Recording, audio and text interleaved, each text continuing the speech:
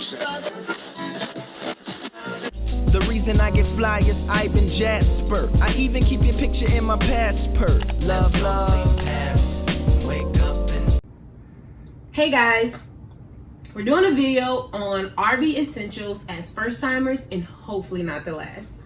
We're leaving for our trip tomorrow, hence we're in our PJs, and want to share what we think we need as essentials. This experience will also be unique as we're in the middle of a pandemic.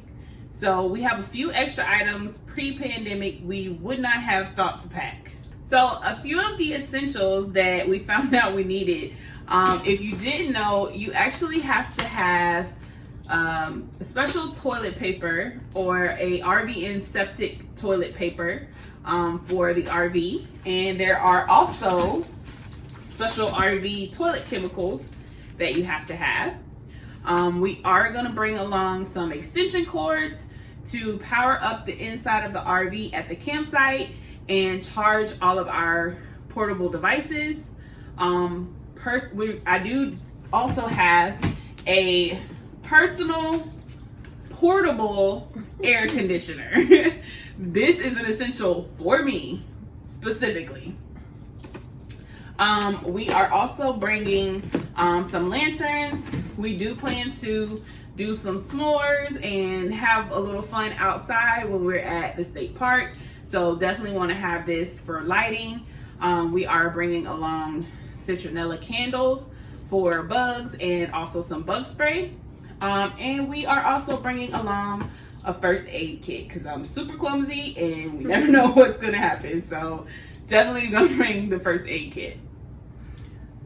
Even more, we're bringing shower caddies for use in the showers at the campsite, shower shoes, no contact, hands-free door opener tool.